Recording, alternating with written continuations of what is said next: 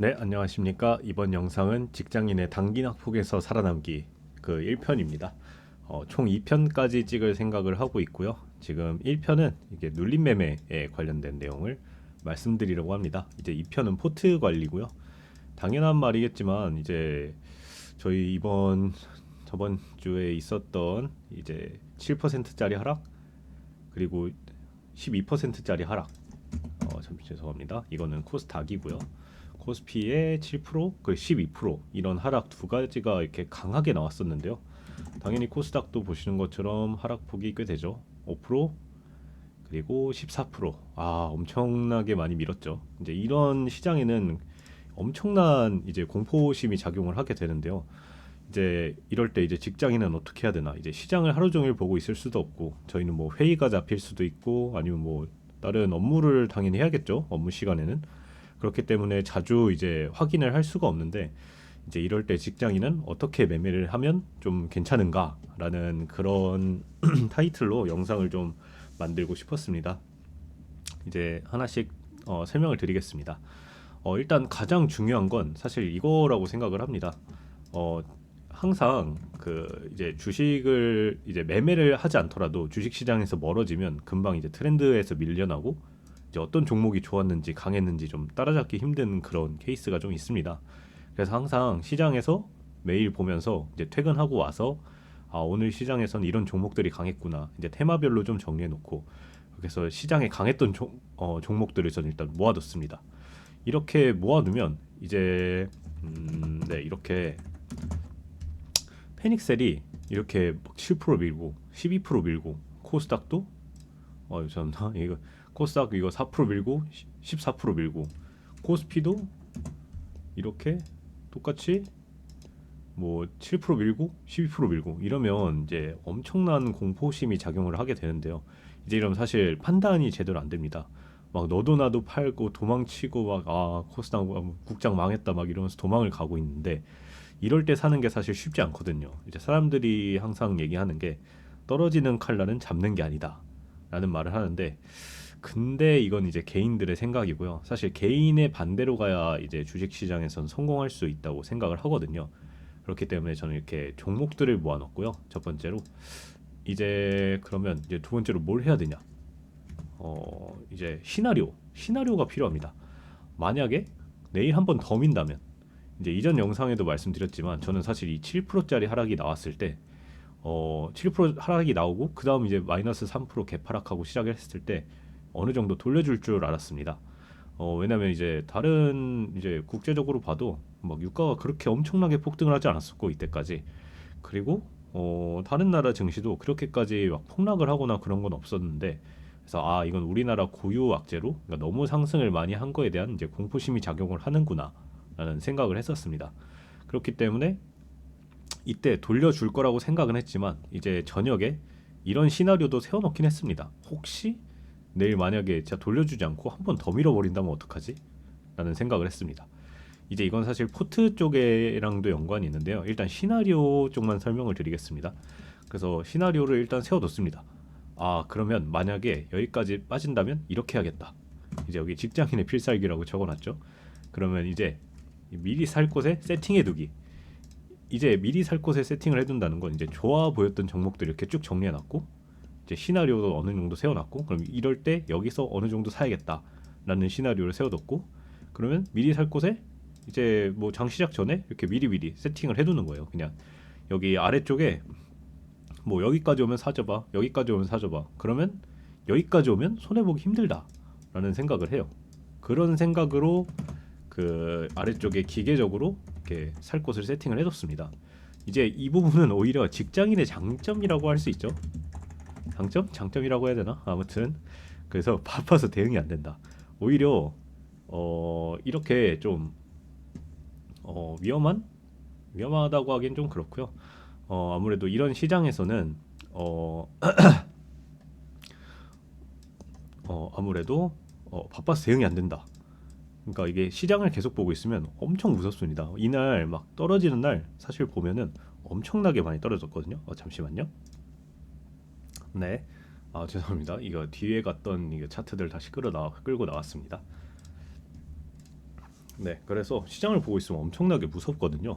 이렇게 막 12% 떨어지고 7% 떨어지고 이 심지어 코스닥은 14% 떨어지고 이제 이런 시장에서 사실 내 거 물려서 어떡하지 막 이런 걸 생각하면서 계속 보고 있으면 사실 자기도 던지고 싶어지거든요. 그리고 내가 시나리오를 세팅을 해놨지만 공포심이 엄청나기 때문에 그냥 차라리 여기 말고 좀 더 아래서 살까? 아니면 그냥 여기쯤에서 손절을 할까? 이런 생각을 하게 되는데 사실 이런 시장에서는 이제 정상적인 이제 판단이 평소보다는 솔직히 굉장히 쉽지 않습니다.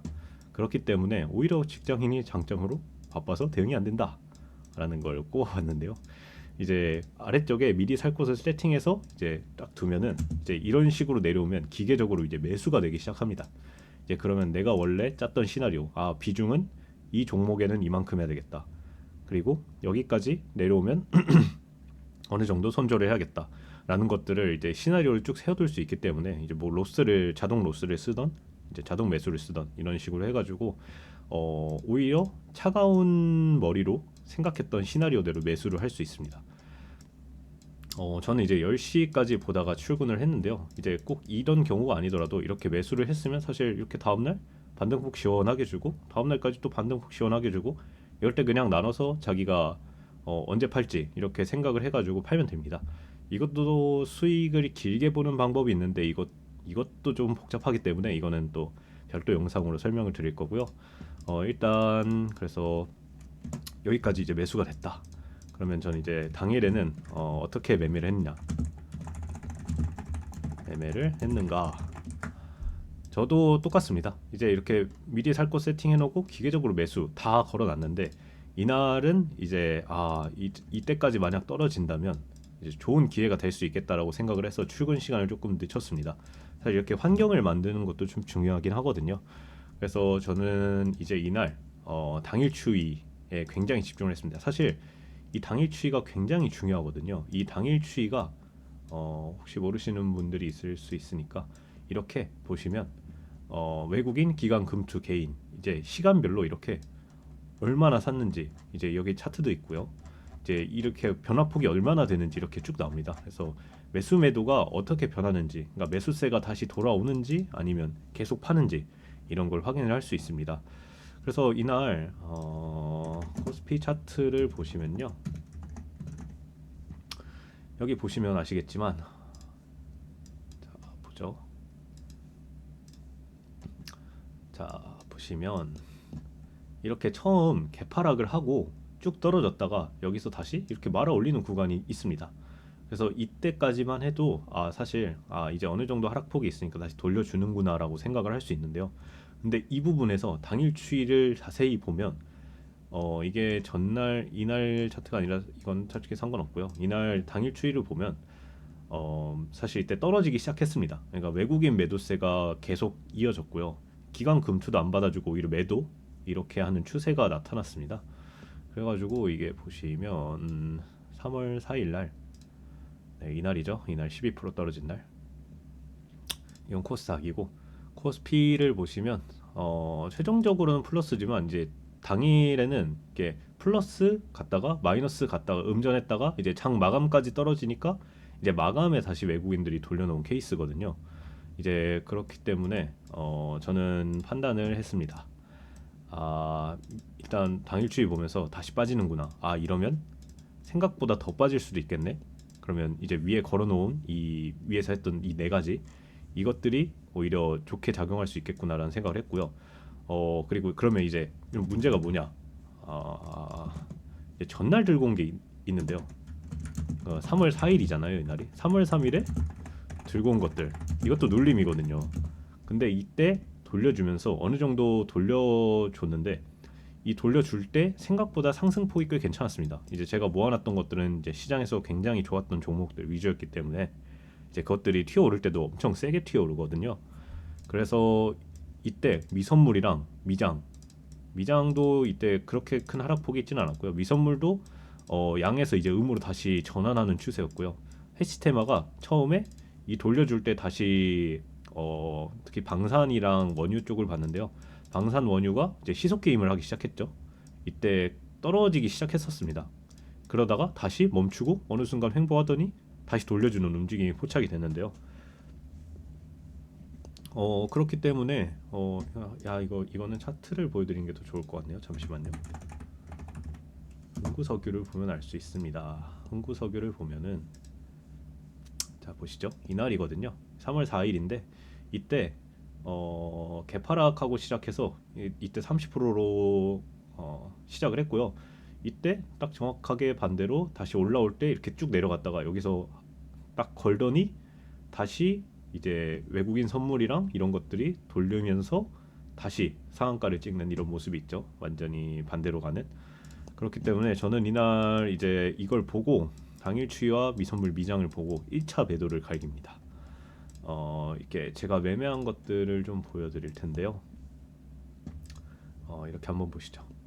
이제 하이닉스 이제 매수 매도가 이렇게 쭉 찍혀 있는데요. 이때가 3월 3일이죠. 3월 3일부터 단계별로 매수를 했고요. 이제 시가에도 개파락했기 때문에 이때 돌린다는 생각으로 한번 매수를 했었습니다. 그리고 이때 돌릴 때 매도. 자 여기까지만 보시죠. 그래서 이렇게 샀던 거 쭉 내려와서 이날 돌리는 척하다가 다시 박으려고 하는 움직임이 보여서 이때 다시 매도를 했고요. 다른 것도 거의 동일합니다. 이렇게 보시면 다른 것들도 이렇게 내려오는 날 3월 3일 날 이렇게 분할로 매수를 하고요.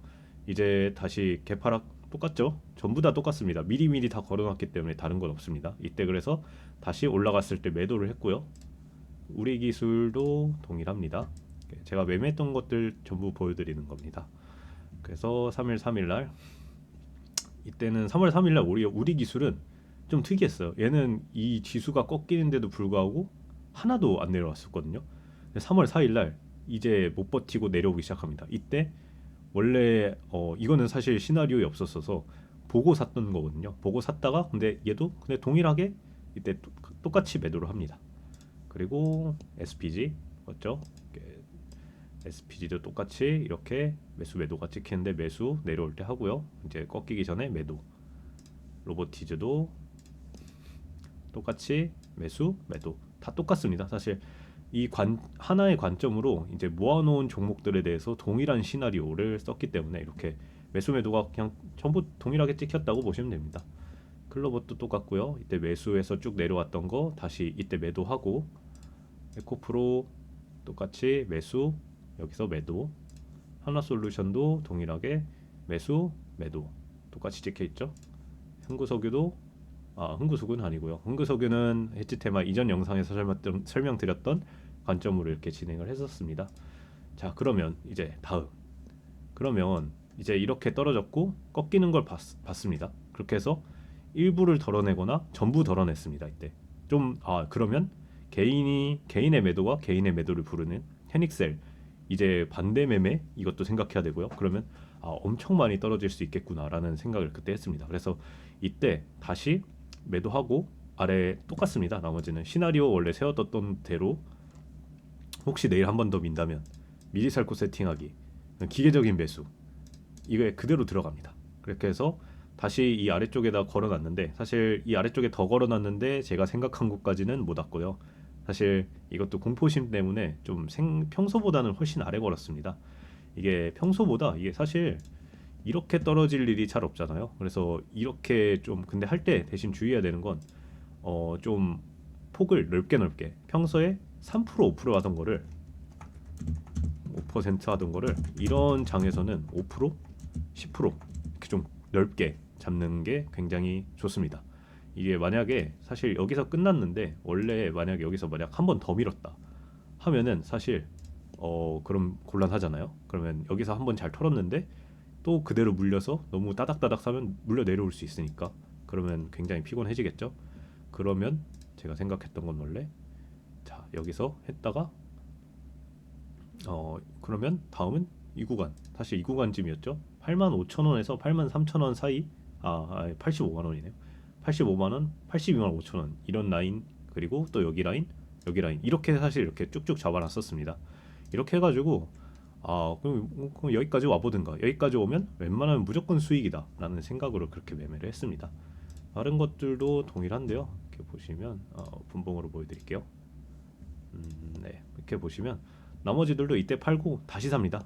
다시 이때 여기 걸고 여기 걸고 이 사실 12만 원에도 걸었는데 이건 안 사진 거고요. 이렇게 사서 이제 쭉 있다가 나중에 매도. 다른 것도 똑같죠. 우리 기술은 사실 좀 더 많이 봤습니다. 이게 너무 강했죠. 사실 이날 마이너스 7%인 날 혼자 안 빠지는 게 사실 말이 안 되거든요. 근데 이렇게 강했던 종목이 이렇게 내려온다? 이거는 진짜 엄청 큰 기회라고 저는 생각을 합니다. 그렇기 때문에 좀 매수 매도를 좀 굉장히 적극적으로 했고요. 얘는 올랐을 때 내려갈 때 계속 사고요. 이렇게 반등 어느 정도 나왔을 때도 반등폭이 꽤 되죠. 이 반등폭이 어느 정도 되기 때문에 이렇게 보면은 거의 18%, 19%, 20% 거의 이 정도죠. 그렇기 때문에 저는 이런 걸 보면서 계속 사고 팔고 해야겠다라는 생각을 가지고 있었고요. 이때 팔고 사실 이 아래쪽에 다시 걸었거든요. 이날 마이너스 12%, 마이너스 14%로 밀기 때문에 여기까지 좀 솔직히 좀 더 내려올 줄 알았는데 그거는 실패를 했고요. 나머지 매매 관점은 얘는 이제 좀 다른 그거기 때문에 얘는 좀 나중에 다시 별도로 설명을 드리겠습니다. 그리고 SPG도 동일합니다. 이때 매도했고요. 내려올 때 다시 매수, 여 아래서 매수, 그리고 올라갈 때 매도, 위에서 매도. 그러니까 이런 식으로 쭉 진행을 했고요. 여기서 샀던 거는 지금 아직 그 평단이 아래쪽이라 좀 더 들고 있긴 한데요. 시장이 안 좋아서 얘는 좀 고민을 해봐야 될 것 같습니다. 얘도 시나리오를 좀 다시 세워야 될 것 같고요. 그 다음은 로보티즈. 얘도 여기서 팔았고 여기서 다시 샀죠. 아래쪽에서 걸어놨던 거 다시 사줬고 여기 20만 원쯤 아래 걸었던 게 사져서 얘는 굉장히 지금 낮은 평단으로 이렇게 쭉 나눠서 이틀에 걸쳐서 매도를 했고요. 이제 클로봇 같은 경우에도 이렇게 내려올 때 사고 팔고 했던 걸 내려왔을 때 다시 샀죠. 얘는 좀 더 아래쪽에 걸었어야 되는데 얘는 제가 매수 실수를 좀 해가지고 잘못 걸어놔서 이게 매수가 안 됐습니다. 얘는 그래서 솔직히 조금 골치 아프긴 한데요. 그래도 일단 수익 구간이긴 해서 얘는 적당히 보면서 잘라낼 것 같습니다. 다음은 에코프로 동일하죠. 얘는 2차 전지 쪽에서 대장이죠. 그리고 코스닥이 가면 무조건 가는 친구.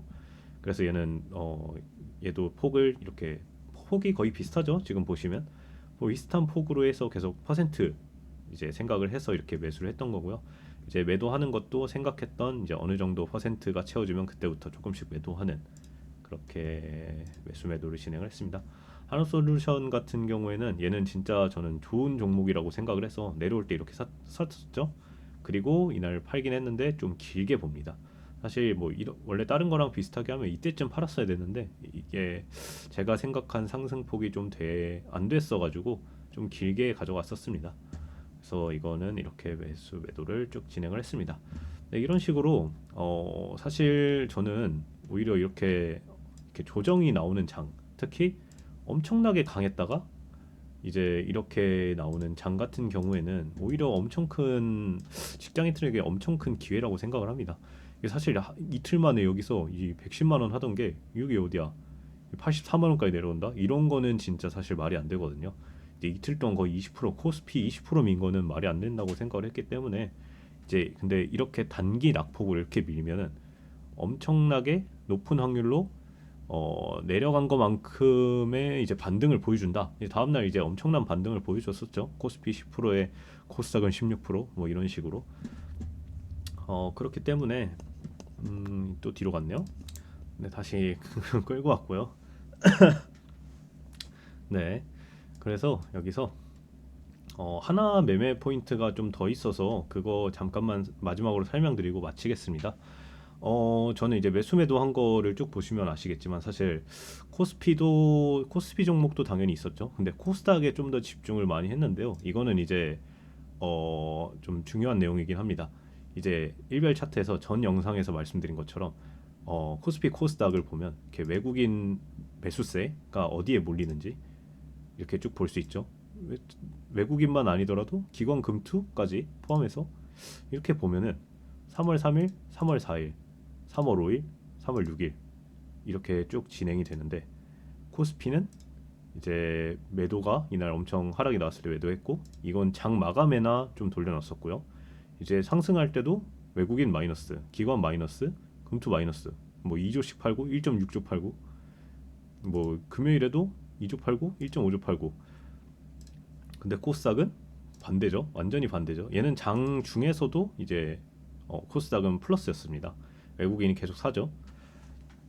그렇기 때문에 이렇게 내려왔을 때도 사는 걸 아까 보여드렸지만 이제 코스닥을 좀 더 위주로 많이 세팅을 해놨습니다. 그리고 당연히 이제 반등이 나올 때 코스피 아까 말씀드린 코스피는 10%, 코스닥은 16%.